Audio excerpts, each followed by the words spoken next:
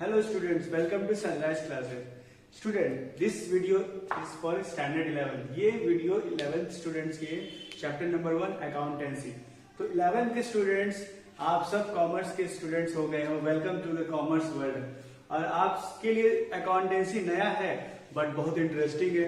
आप जितना मेहनत करोगे अकाउंटेंसी में उतना अकाउंटेंसी आपको बनाने में मजा आएगा, समझने में मजा आएगा. तो पहला चैप्टर थ्योरी है, इसे ध्यान से समझिएगा. पहला हम लोग डेफिनेशन से स्टार्ट करेंगे, लेकिन चैप्टर का नाम आपको पता होना चाहिए, meaning and objective of accounting. So starting from the definition of accounting. So it is a process of recording financial transaction pertaining to a business. ये एक प्रोसेस है जो कि जितने भी फाइनेंशियल ट्रांजेक्शन होते हैं उसे रिकॉर्ड करके जो कि बिजनेस से संबंधित होते हैं. आगे देखिएगा. The accounting process includes summarizing, analyzing, reporting this transaction in terms of money. देखोगे स्टूडेंट्स, अकाउंटिंग का जो भी प्रोसेस आगे उसको क्लासिफाइंग करता है, फिर समराइज करता है, फिर एनालाइज करता है, फिर उसके बाद रिपोर्टिंग तैयार होता है.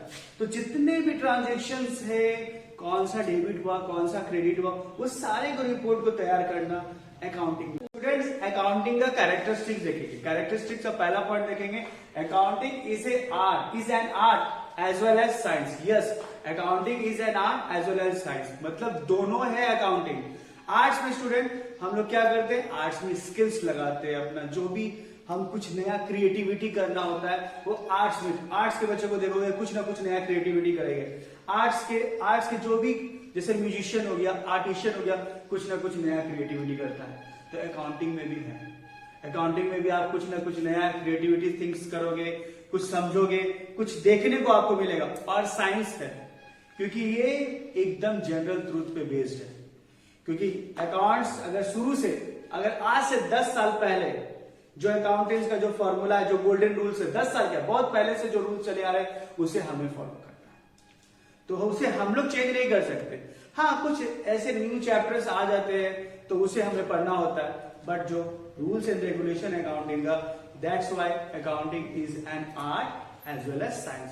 सेकेंड पॉइंट को देखेंगे student, recording of financial transactions only. Yes, accounting में आप देखोगे फाइनेंशियल ट्रांजेक्शन को ही रिकॉर्ड किया जाता है. जो भी लेन देन का होता है, जो डेबिट क्रेडिट, जो भी रिलेटेड टू मनी भी कर सकते हो, मनी, क्योंकि जितना भी फाइनेंशियल चीज है मनी से रिलेटेड, तो उससे भी रिकॉर्ड किया जाता है.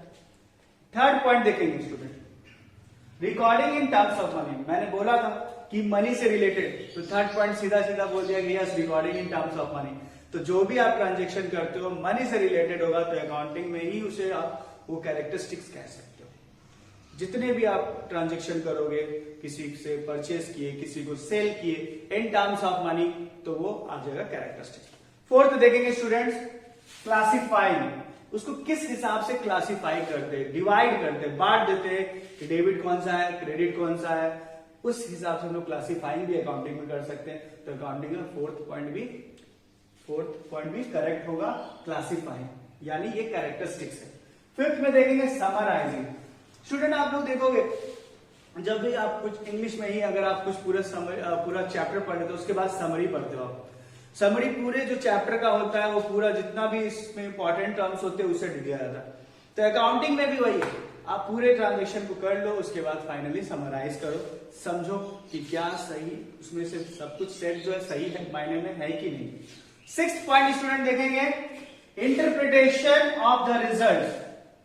अब जितना भी रिजल्ट है उसका स्पष्टीकरण, आप सुधी समझोगे कि नहीं, स्पष्टीकरण एकदम जितने भी रिजल्ट्स हैं उसको वो देखता है कि हाँ सही है कि गलत, पूरी तरह से उसको इंटरप्रेट करता है. तो ये भी अकाउंटिंग का कैरेक्टरिस्टिक है स्टूडेंट्स, समझिएगा. Seventh, communicating. कम्युनिकेटिंग बहुत जरूरी है. अगर कम्युनिकेटिंग नहीं होगा अकाउंटिंग में तो समझ में नहीं आएगी कि हम सही, हमें पता चल रहा है कि नहीं चल रहा है. कम्युनिकेट एक दूसरे से कर सकते हैं या अपने सीनियर से कर सकते हैं. तो कम्युनिकेटिंग भी अकाउंटिंग में बहुत इंपॉर्टेंट है. ये भी इसका कैरेक्टरिस्टिक में आ सकता है. ऐसे तो स्टूडेंट क्वेश्चंस आते हैं जनरली 3 to 5 मार्क्स के, बट आपको 7 कैरेक्टरिस्टिक दिया गया है. आप उसमें से कोई भी सेलेक्ट कीजिएगा जो आपको सुटेबल है, जो कंफर्टेबल है, जो आप लिख सकते हो. आगे बढ़ेंगे स्टूडेंट, उससे पहले हम देखेंगे, ठीक है, ये अकाउंटिंग साइकिल, ये है अकाउंटिंग साइकिल. तो सबसे पहले हम लोग क्या करते हैं स्टूडेंट, ट्रांजेक्शन्स बनाते हैं, ट्रांजेक्शन्स के बाद जर्नल करेंगे, जर्नल जब हम आगे पढ़ाएंगे तो जर्नल समझा देंगे जर्नल कैसे किया, तो जर्नल का कॉलम होता है स्टूडेंट। उसके बाद जर्नल के बाद हम लोग लेजर बनाएंगे, हर एक जो भी पोस्ट किए उसका अलग से अकाउंट बनाते हैं, वो लेजर होता है। लेजर बनाने के बाद ट्रायल बैलेंस बनेगा, डेबिट बैलेंस क्रेडिट बैलेंस करेंगे।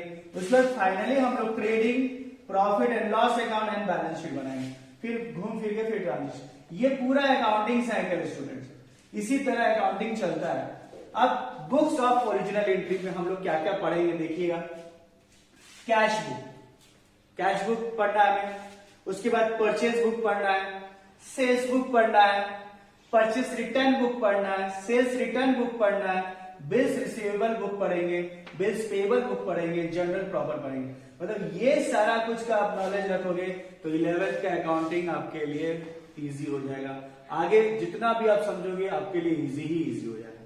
तो स्टूडेंट्स आगे बढ़ते हैं, अब हम लोग समझेंगे ऑब्जेक्टिव्स ऑफ अकाउंटिंग। तो ऑब्जेक्टिव्स ऑफ अकाउंटिंग में देखिएगा, to keep systematic record of business transaction, systematic record of business transaction मतलब जितने भी बिजनेस ट्रांजेक्शन उसको सिस्टम से डेट वाइज, ठीक है, डेट वाइज और एंट्री पहले कौन सा हुआ, टाइमिंग के हिसाब से भी अगर देखो टैली में अगर आप काम करते हो या कुछ देखोगे तो डेट वाइज तो करना ही है, जो पहले मिला आपको, चलो ठीक है, डेट में अगर टाइम नहीं लिखते तो उसी डेट को हम लोग नोट करेंगे। तो जैसे अगर हम लोग मान के चलो आज जितना भी डेट हो रहा है उस हिसाब से कल का डेट का हम लोग कर लेंगे, तो जो रिकॉर्ड मिलेगा उसी डेट में करेंगे। फिर आने वाला जो मिलेगा डेट वाइज करोगे तो वो सिस्टमैटिक वे में आ जाएगा, ठीक है। Second point, to calculate profit and loss. Yes, accounting में आप तो जानते हो कि मेन मकसद क्या होता है, बिजनेस का मेन मकसद होता है कि प्रॉफिट अर्न करना। तो अकाउंटिंग में भी हम लोग कोशिश करेंगे कि क्या उसमें हो रहा है, प्रॉफिट हो रहा है कि लॉस हो रहा है। हम लोग के बस में तो नहीं है, जो ट्रांजेक्शन जितना आप खर्च करोगे आपका लायबिलिटी जितना बढ़ेगा लॉस हो जाएगा। आप उस हिसाब से देखोगे कि हम कितना हम प्रॉफिट में है, कितना हम लॉस में है। तो ये भी ऑब्जेक्टिव होता है, अकाउंटिंग का उद्देश्य होता है कि कैलकुलेट करना प्रॉफिट और लॉस। थर्ड पॉइंट देखिएगा, to know the exact reasons leading to net profit और नेट लॉस। अगर नेट लॉस है तो क्यों नेट लॉस है, क्या गलतियां हुई हैं हमसे, वो पता करेंगे।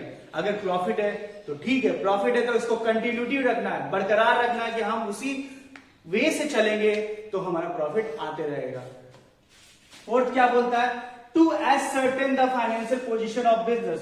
एसर्टेन करेंगे, पता लगाएंगे कि बिजनेस का फाइनेंशियल पोजीशन क्या है, किस हिसाब से बिजनेस चल रहा है, टॉप लेवल पे है कि एकदम नीचे की तरफ चला गया है, प्रॉफिट नहीं हो रहा है, लॉस हो रहा है, तो कारण पता करना है स्टूडेंट। तो ये भी उद्देश्य है अकाउंटिंग का। फिफ्थ क्या बोलता है, to ascertain the progress of the business from year to year. Yes, पिछले साल अगर मुझको लॉस हो रहा है तो इस साल मेरे को प्रॉफिट हो रहा है कि नहीं हो रहा, वो भी पता करेंगे। अगर नहीं हो रहा तो हम अपने बिजनेस में कुछ डायनेमिक चेंजेस लाएंगे। डायनेमिक चेंजेस अगर हो गए उसके कारण अगर बिजनेस ग्रोथ कर रहा है तो हम समझ जाएंगे कि ये चेंजेस लाना जरूरी था।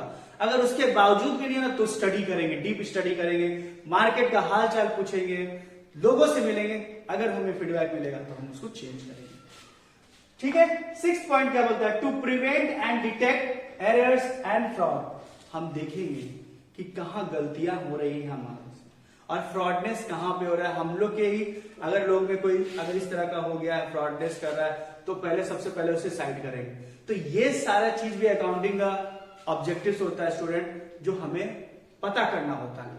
तो ओवरऑल स्टूडेंट आज के इस वीडियो में हम लोग जो पढ़े, मीनिंग ऑब्जेक्टिव, अकाउंटिंग का डेफिनेशन पढ़े, कैरेक्टरिस्टिक पढ़े, अकाउंटिंग साइकिल पढ़े और ऑब्जेक्टिव पढ़े। नेक्स्ट वीडियो में जब बनाऊंगा तो आगे फंक्शंस पढ़ाऊंगा। तो स्टूडेंट आज का वीडियो यही कंप्लीट होता है। Okay students.